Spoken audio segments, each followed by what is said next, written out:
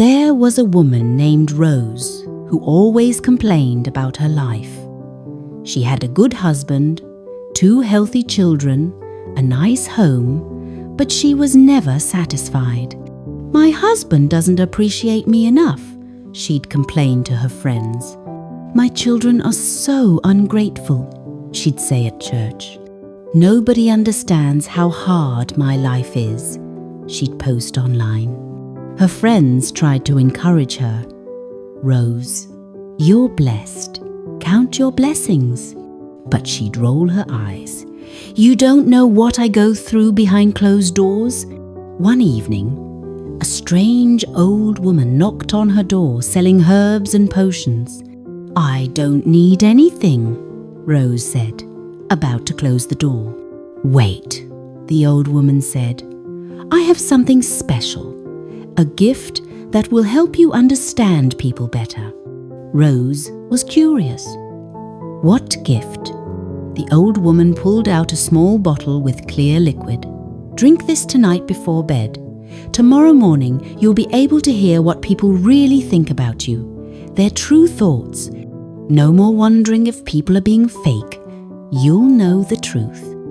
Rose's eyes lit up. "Really? How much?" "Free. But be warned. Once you hear the truth, you cannot unhear it." Rose grabbed the bottle. "I don't care. I want to know what people really think." That night, she drank the entire bottle and went to sleep. The next morning, she woke up feeling normal. That old woman was a scammer. Nothing happened. She went downstairs where her husband Mark was making breakfast. "Good morning, honey," he said with a smile. But Rose heard another voice. His thoughts. Here we go again, another day of her complaining. "I can't remember the last time she said thank you for anything. I work all day and come home to negativity. Sometimes I wish I'd married someone else." Rose froze. "Mark, do you wish you married someone else?" Mark looked confused. "What? No. Why would you ask that?" But his thoughts said, "How did she know I was thinking that? I need to be more careful." Rose felt sick. Her daughter Emma came downstairs. "Morning, Mom." Rose heard Emma's thoughts clearly. "I hope she's in a good mood today. I'm tired of walking on eggshells in my own house. My friends' moms are so fun and happy. Mine just complains all the time. I can't wait to go to college and leave." "Emma, do you want to leave home?" Rose asked quietly. Emma looked startled. "Mum, I'm only 16. I'm not going anywhere." But her thoughts said, "Yes, I'm counting down the days." Rose's son, Jacob, walked in scrolling his phone. He didn't even greet her. His thoughts were loud. "Mum's probably going to find something to criticize today. My clothes, my grades, my friends. Nothing I do is ever good enough. Dad should have left her years ago." Rose ran to the bathroom and locked herself in, crying. She could hear everything, every true thought, and it was destroying her. At church that Sunday, she thought she'd find comfort. Her church friends always seemed so supportive. Sister Mary hugged her. "Rose, good to see you." But her thoughts said, "Here comes the complainer. I need to smile and nod for 10 minutes, then escape. Why is she always so negative? Doesn't she know how good she has it?" Brother John shook her hand warmly. "How are you, Sister Rose?" His thoughts said, "Her poor husband, married to someone who's never happy. I'd go crazy." The pastor greeted her with a big smile. "Sister Rose, blessed morning." His thoughts said, "I pray for her husband every night. That man is a saint for putting up with her constant negativity. Rose left church early, devastated. For the next week, everywhere she went, she heard the truth. Her best friend Sarah, who always listened to her complaints, thought, "I'm so tired of being her dumping ground. She never asks about my life. It's always about her problems." Her mother, who she barely visited, thought when Rose finally called, "My daughter only calls when she wants something. She abandoned me when I got old, but I still love her. I just wish she loved me back." Her co-workers thought, "Here comes Rose. Hide before she starts complaining about her perfect life that she treats like a tragedy." Every person, every day, the same truth. Nobody actually liked her. They tolerated her. They pitied her husband. They avoided her when possible. Rose finally understood. She wasn't the victim in her story. She was the problem.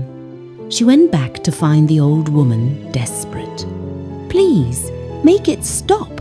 I can't hear these thoughts anymore." The old woman appeared at her door that night, as if she knew Rose would call. "You want me to take away the gift?"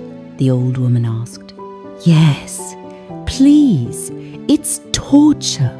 "I can take away your ability to hear thoughts," the old woman said slowly, "but I cannot erase what you've already heard. You'll carry that knowledge forever. Is that what you want?" Rose hesitated. "Will people's opinions of me change if I can't hear their thoughts anymore?" "Their thoughts will only change if you change. The gift didn't create their opinions, it only revealed them." Rose broke down crying. "What do I do? How do I fix this?" The old woman sat beside her. "You become the person you wish you were. You stop complaining and start being grateful. You stop taking and start giving. You stop being a victim and start being a blessing." "But it's too late. Everyone already hates me." "It's never too late. People can forgive a changed heart. But first, you must change." The old woman removed the gift. Rose could no longer hear thoughts. But the damage was done. She knew the truth now. The next morning, Rose woke up and decided to try. Really try. She made her husband breakfast for the first time in years. "Thank you for everything you do for this family. I don't say it enough, but I appreciate you." Mark almost dropped his coffee. Are you feeling okay?" "I'm feeling grateful," she said. "I've been taking you for granted. I'm sorry." She told her children, "I love you both. I'm sorry I've been so negative. I'm going to do better." They looked at each other, confused but cautiously hopeful. She called her mother. "Mom, I'm coming to visit you today, and I'm going to start visiting every week. I've been a terrible daughter. I'm sorry." Her mother cried on the phone. "Really? You mean it?" "Yes, Mom, I mean it." It wasn't easy. Rose had spent years being negative. Changing was hard, but slowly, over months, things shifted. Her husband started smiling more. Her children started talking to her again. Her friends stopped avoiding her calls. 1 year later, at church, Sister Mary hugged her and thought, wait, Rose couldn't hear thoughts anymore. But she could see it in Mary's eyes. Real warmth, real friendship. Rose had become the person she always could have been. 5 years later, her daughter Emma was getting married. During the wedding speech, Emma said, "My mum taught me something important. She taught me that it's never too late to change, that you can be one person for years and decide to become better. Mom, thank you for showing me that growth is possible at any age." Rose cried, happy tears this time. Her husband held her hand and whispered, "I'm glad I married you." And this time, she knew he meant it. The old woman's gift had been painful, brutal, devastating, but it had also been necessary. Sometimes we need to hear the truth about ourselves before we can become better. Rose never saw the old woman again, but she was grateful every day for that terrible gift, because it had destroyed the old Rose and created someone new, someone worth loving. The question is, if you could hear what people really think about you for one day, would you take that gift, or are you too afraid of the truth? Comment below and be honest with yourself.